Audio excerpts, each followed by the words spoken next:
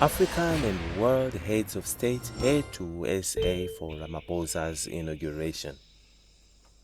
Various dignitaries and across the world, including current and former heads of state and governments, are expected to attend the inauguration ceremony of President-elect Cyril Ramaphosa on Wednesday. This was confirmed by Ramaphosa on Tuesday, who indicated that at least 18 heads of state and government, 3 former heads of state and government, and 9 heads of delegations are expected to attend. Among those already confirmed to be in attendance is Nigeria's Bola Ahmed Tinubu, who on Monday arrived in Pretoria for Ramaphosa's second term in office. Another African head of state already confirmed is South Sudan President Salva Kiir Mayardit, who was due to have a meeting with Public Works and Infrastructure Minister Sihle Zikalala. However, this engagement was called off at the 11th hour on Tuesday afternoon.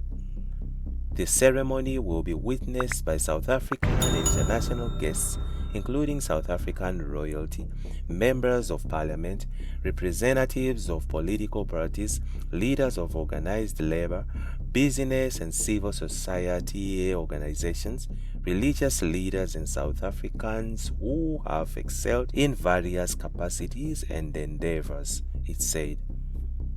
Furthermore, Ramaphosa's office said it expects the inauguration to also include regional and continental organizations. Attendees will include representatives of regional, continental, and international organizations and bodies such as the Southern African Development Community, SADC, the African Union, AU, and the United Nations, UN, Ramaphosa office said in statement. Ramaphosa's office also indicated that there will be additional confirmations which are being received, including those from Swaziland, Egypt, and Uganda.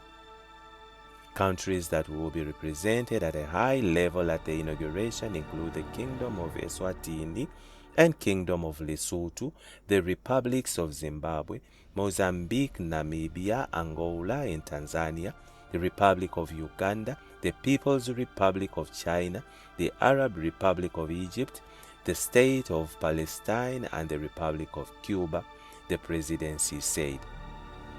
Ramaphosa, who enters his second term under the Government of National Unity GNU, which includes the DA-IFP and Patriotic Alliance, among others, held a walkabout at the venue on Tuesday afternoon to access the state of readiness. His office also reports that the formal proceedings will take place at 11 a.m., while members of the public are expected to start trickling in as early as 8 a.m. Members of the public are encouraged to use the park and ride at Tshwane showgrounds. People can park their cars and take a free bus to the union buildings. The program for the day will commence with a cultural program for members of the public of the South Lawns on the union buildings at 9 a.m., the office said. Heading to the union buildings, do not bring alcohol, cooler boxes, weapons, and fireworks. As thousands of South Africans, foreign dignitaries, and local and international media brave the chilly morning, converging at the Union buildings in Pretoria for the inauguration of President-elect Cyril Ramaphosa, security forces that appeals to attendees to abide with the law. Members of the public wishing to attend the presidential inauguration will be able to park their vehicles at the Tshwane showgrounds west of the city and ride a free bus to the union buildings. The National Joint Operational and Intelligence Structures (NAT Joint) said it has rolled out a watertight integrated plan focusing on venue security, route transport, traffic control, sea, land, airport, border, accommodation, security, as well as a crowd management capabilities. The plan, which incorporates various government departments led by the SA Police Service SAPS, SA National Defense Force SANDF and the State Security Agency is currently being implemented in all corners of the Gauteng province, according to the spokesperson, Brigadier Athlenda Math. There will be no private vehicle access to the union buildings. The park and ride shuttles will commence from 9 a.m. to 6:30 a.m. on Wednesday morning. The public walking in will have access to the Union Building's south lawns through a security checkpoint, said Mate. All attendees are encouraged to conduct themselves responding and in an orderly manner. The following items are prohibited: dangerous weapons such as firearms and sharp weapons. No traditional weapons including traditional spears and knob carries will be allowed. No alcoholic beverages, no cooler boxes, no fireworks, no glass bottles, no drones. Members of the public are cautioned that before entering the south lawns of the union buildings, they will be searched. Anyone found with a prohibited item will be turned away. Children under 14 years of age must be accompanied by an adult, and parents who wish to bring their young children along must ensure strict supervision, said Mate. The Department of Social Development has set up a tent to reunite children who are separated from their guardians during the event. The SAPS has also established a Venue Operations Center, the VOC, where all safety and security responses will be coordinated from.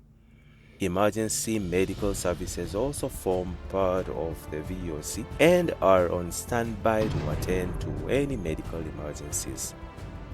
The area around the Union Building has been declared a restricted no-fly zone for 20 nautical miles until Wednesday evening at 4 p.m. Our air support and airspace security task teams, which includes the SAPS Air Wing, the South African Air Force and the South African National Defense Force, are monitoring the airspace to ensure that no unauthorized drones and aircrafts enter the restricted airspace. As the NAT joins, we stand ready to stamp the authority of the state and to deal with any lawlessness. No disruptions and unbecoming behaviors will be tolerated, say Matt. We continue to urge members of the public to refrain from sharing unverified information in any form of pictures, audio, or videos that incite violence and create disunity. Our intelligence communities continue to monitor various platforms for inflammatory messages and statements. Those who are found to be engaging themselves with online mobilizations for unrest and violence will be charged under the Cybercrime Act 19 of 2020, she said. Around 18 heads of states and former leaders of various countries are in South Africa for the mega festivities. Regional leaders and close allies of South Africa, including Zimbabwe's President Emmerson Mnangagwa and President Nangolo Mbumba of Namibia, arrived in Pretoria on Tuesday.